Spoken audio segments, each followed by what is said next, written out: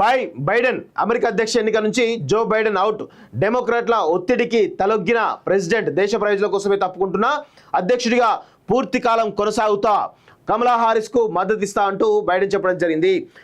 America అధ్యక్ష బరిలకు సంబంధించినటువంటి ఎన్నికలు నవంబర్ డిసెంబర్లో జరగబోతున్నాయి. సో దానికి సంబంధించినటువంటి ఒకవైపు డెమోక్రాట్లు, ఇంకొక వైపు రిపబ్లికన్లు పెద్ద ఎత్తున ప్రచారం చేస్తూ ఈరోజు డొనాల్డ్ ట్రంప్ ఒకవైపు అధ్యక్ష రేసులో ఆల్రెడీ ముందంజలో ఉంచడం జరిగింది. ఆయనే రోజుకు ఒక స్టేట్మెంట్ ఇస్తూ మొన్న ఆయనపై జరిపినటువంటి కాల్పులు కూడా అమెరికాలో చాలా పెద్ద ఎత్తున సంచలనమైనటువంటి విషయాన్ని మనందరం గుర్తించాలి. సో ఆయన గెలుపు నల్లేరు మీద నడకే అనేది మనకైతే తెలుస్తోంది. ఎందుకో నేను కొంత డీటెయిల్గా చెప్పేటువంటి ప్రయత్నం చేస్తా. అమెరికా అధ్యక్షుడు జో బైడెన్ వెనక్కి తగ్గారు. అధ్యక్ష ఎన్నికల బారి నుంచి తప్పుకున్నారు. నేను అధ్యక్ష ఎన్నికల నుంచి తప్పుకోవాలంటే ఆ దేవుడే దిగిరావాలి, లేదంటే నేను అనారోగ్యం బారిన పడడేమో, రైలు ఢీకొని చనిపోవడమో జరగాలి అంటూ శనివారం వరకు భీష్మించుకున్న బైడెన్ ఆదివారం ఒక్కసారిగా మనసు మార్చుకున్నారు. దేశ ప్రయోజనాల కోసం తాను పోటీ నుంచి తప్పుకున్నట్టు ప్రకటించారు. డెమోక్రాట్ సీనియర్ల ఒత్తిడిని గౌరవిస్తున్నా అని వ్యాఖ్యానించారు. ఈ వారాంతంలో జాతిని ఉద్దేశించి ప్రసంగించినట్లు వెల్లడించారు. బరిలో ఉన్న రిపబ్లికన్ల తరపున జో బైడెన్ ఉన్నారు. అదేవిధంగా ఇప్పుడు డెమోక్రాట్ల తరపున కమలా హారిస్ వచ్చేటువంటి అవకాశం అయితే కనబడతా ఉంది. సో అక్కడ డెమోక్రాట్స్ వర్సెస్ రిపబ్లికన్స్ ఫైట్ ఎప్పుడు జరుగుతూ ఉంటుంది. సో ఇక్కడ మనకెట్లయితే కాంగ్రెస్ వర్సెస్ బీజేపీ, అంటే కాంగ్రెస్ ఏమో ఒక సెంట్రిక్ వింగ్, అదేవిధంగా బీజేపీ ఏమో కంప్లీట్ రైట్ వింగ్, అంటే right wing, left wing, centric వింగ్లో భాగంగా లెఫ్ట్ వింగ్ మన దేశంలో తుడిచిపెట్టుకుపోయింది. కేవలం కాంగ్రెస్ వర్సెస్ బీజేపీ ఫైట్ మాత్రమే నడుస్తూ ఉంది.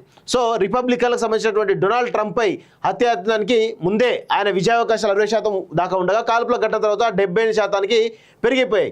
అప్పటి నుంచి డెమోక్రాట్లు బైడెన్ ఉంటే ఓటమి తప్పదని ప్రకటనలు చేస్తూ వచ్చారు. ఇప్పుడున్న పరిస్థితిలో ట్రంప్ను ఎదుర్కోవడం బైడెన్ వల్ల కాదంటూ మాజీ అధ్యక్షుడు బరాక్ ఒబామా ఇతర సీనియర్లు వ్యాఖ్యానించారు. ఇలా డెమోక్రాట్ల నుంచి తీవ్ర ఒత్తిడి వస్తున్నా తగ్గేదేలే అన్న బైడెన్ అనూహ్యంగా ఆదివారం తన నిర్ణయాన్ని ప్రకటించారు.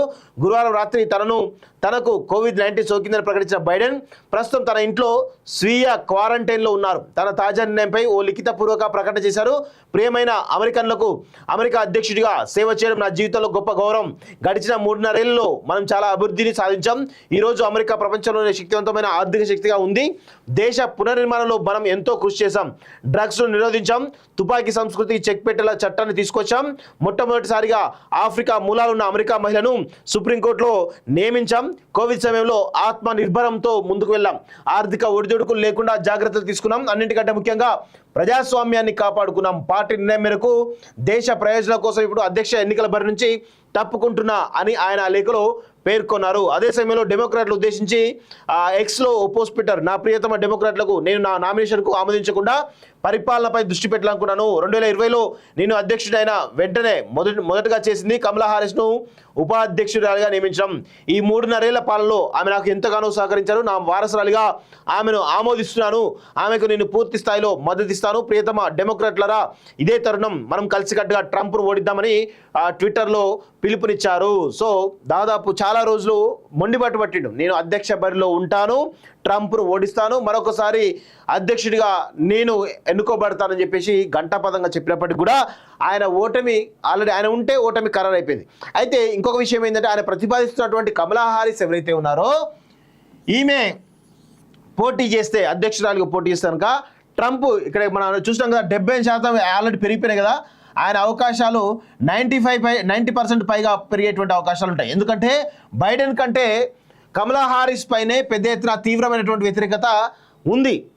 సో అది ప్రజల్లో బలంగా నాటుకుపోయింది. కమలా హారిస్ను అమెరికా ప్రజలు యాక్సెప్ట్ చేసేటువంటి పరిస్థితుల్లో లేరు అనేటువంటి విషయాన్ని మనం గుర్తుపెట్టుకోవాలి. సో కమలా హారిస్ కూడా ఆమె అధ్యక్ష రేసులో ఉంటే ఆమెకు ఓటమి తప్పదనే విషయాన్ని కూడా గుర్తుపెట్టుకోవాలి. ఎందుకంటే అక్కడ డెమోక్రాట్ల తరపున ఈరోజు బైడెన్ నిలబడ్డా ఓడిపోతాడు, కమలా హారిస్ నిలబడితే 100% ఓడిపోతారు. అక్కడ రేస్లో ఉండడానికి బరాక్ ఒబామా వాళ్ళ వైఫ్ ఎవరైతే ఉన్నారో ఆమె నిలబడితేనే అక్కడ కొంత కదలిక ఉంటుందనేది అందరి మధ్యలో నెలకొన్నటువంటి ప్రశ్న. సో కానీ ఆమెను వచ్చేటువంటి పరిస్థితి కనబడతలేదు. మరి ఎందుకో ఆమె బరాక్ ఒబామా వైఫ్ కూడా నిలబడడానికి ఇంట్రెస్ట్ లేదు అనేది తెలుస్తూ ఉంది. సో రేస్లో కమలా హారిస్ ముందంజ అభ్యర్థిత్వం నుంచి తప్పుకున్నట్లు బైడెన్ ప్రకటించారు. సరే, మరి ఆయన స్థానంలో అధ్యక్ష పదవికి పోటీ పడబోయే అభ్యర్థి ఎవరు, ప్రస్తుత ఉపాధ్యక్షురాలు కమలా హారిస్ అభ్యర్థిత్వానికి మద్దతు ఇస్తానని బైడెన్ చెప్పారు. కానీ అది ఆయన అభిప్రాయం మాత్రమే. అభ్యర్థిగా ఎవరు ఉండాలనేది డెమోక్రాట్లందరూ కలిసి తీసుకోవాల్సినటువంటి నిర్ణయం. కమలా హారిస్ అభ్యర్థిత్వాన్ని వ్యతిరేకిస్తూ ఇప్పటికే కొందరు బహిరంగ వ్యాఖ్యలు కూడా చేశారు. బైడెన్ తప్పుకోవాలని డిమాండ్ చేస్తున్నామంటే కమలా హారిస్ అభ్యర్థిత్వాన్ని ఒప్పుకున్నట్టు కాదు, అంటే ఆమె ఓడిపోవడం ఖాయమనేది డెమోక్రాట్లందరూ కూడా తెలుసు. అయితే ఈ క్రమంలో బరాక్ ఒబామా వైఫ్ని తీసుకోవడానికి పెద్ద ఎత్తున ప్రయత్నాలు జరుగుతున్నాయి. బరాక్ ఒబామా వైఫ్ వస్తేనే ఖచ్చితంగా ట్రంప్ను ఓడించడానికి అవకాశం ఉంటుందనేది అక్కడ కొంత జరుగుతున్నటువంటి ప్రక్రియ. బైడెన్ అమెరికా అధ్యక్ష ఎన్నిక నుంచి జో బైడెన్ అవుట్, డెమోక్రాట్ల ఒత్తిడికి తలొగ్గిన ప్రెసిడెంట్, దేశ ప్రయోజనాల కోసమే తప్పుకుంటున్నా, అధ్యక్షుడిగా పూర్తి కాలం కొనసాగుతా, కమలా హారిస్కు మద్దతు ఇస్తా అంటూ బైడెన్ చెప్పడం జరిగింది. అమెరికా అధ్యక్ష బరిలకు సంబంధించినటువంటి ఎన్నికలు నవంబర్ డిసెంబర్లో జరగబోతున్నాయి. సో దానికి సంబంధించినటువంటి ఒకవైపు డెమోక్రాట్లు, ఇంకొక వైపు రిపబ్లికన్లు పెద్ద ఎత్తున ప్రచారం చేస్తూ ఈరోజు డొనాల్డ్ ట్రంప్ ఒకవైపు అధ్యక్షుడి రేసులో ఆల్రెడీ ముందంజలో ఉంచడం జరిగింది. ఆయనే రోజుకొక స్టేట్మెంట్ ఇస్తూ మొన్న ఆయనపై జరిపినటువంటి కాల్పులు కూడా అమెరికాలో చాలా పెద్ద ఎత్తున సంచలనమైనటువంటి విషయాన్ని మనందరం గుర్తించాలి. సో ఆయన గెలుపు నల్లేరు మీద నడకే అనేది మనకైతే తెలుస్తోంది. ఎందుకో నేను కొంత డీటెయిల్గా చెప్పేటువంటి ప్రయత్నం చేస్తా. అమెరికా అధ్యక్షుడు జో బైడెన్ వెనక్కి తగ్గారు. అధ్యక్ష ఎన్నికల బారి నుంచి తప్పుకున్నారు.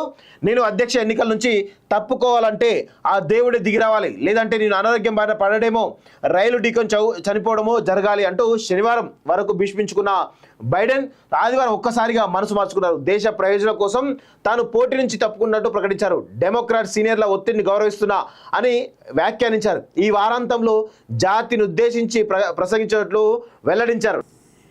బరిలో ఉన్న రిపబ్లికన్ల తరపున జో బైడెన్ ఉన్నారు.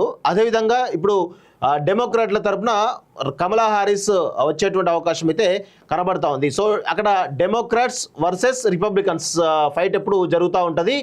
సో ఇక్కడ మనకెట్లయితే కాంగ్రెస్ వర్సెస్ బీజేపీ, అంటే కాంగ్రెస్ ఏమో ఒక సెంట్రిక్ వింగ్, అదేవిధంగా బీజేపీ ఏమో కంప్లీట్ రైట్ వింగ్, అంటే right wing, left wing, centric వింగ్లో భాగంగా లెఫ్ట్ వింగ్ మన దేశంలో తుడిచిపెట్టుకుపోయింది. కేవలం కాంగ్రెస్ వర్సెస్ బీజేపీ ఫైట్ మాత్రమే నడుస్తూ ఉంది. సో రిపబ్లికన్లకు సంబంధించినటువంటి డొనాల్డ్ ట్రంప్పై హత్యాయత్నానికి ముందే ఆయన విజయావకాశాలు 60% దాకా ఉండగా కాల్పుల ఘటన తర్వాత 78% పెరిగిపోయాయి. అప్పటి నుంచి డెమోక్రాట్లు బైడెన్ ఉంటే ఓటమి తప్పదని ప్రకటనలు చేస్తూ వచ్చారు. ఇప్పుడున్న పరిస్థితిలో ట్రంప్ను ఎదుర్కోవడం బైడెన్ వల్ల కాదంటూ మాజీ అధ్యక్షుడు బరాక్ ఒబామా ఇతర సీనియర్లు వ్యాఖ్యానించారు. ఇలా డెమోక్రాట్ల నుంచి తీవ్ర ఒత్తిడి వస్తున్నా తగ్గేదేలే అన్న బైడెన్ అనూహ్యంగా ఆదివారం తన నిర్ణయాన్ని ప్రకటించారు. గురువారం రాత్రి తనకు కోవిడ్-19 సోకిందని ప్రకటించిన బైడెన్ ప్రస్తుతం తన ఇంట్లో స్వీయ క్వారంటైన్లో ఉన్నారు. తన తాజా నిర్ణయంపై ఓ లిఖితపూర్వక ప్రకటన చేశారు. ప్రియమైన అమెరికన్లకు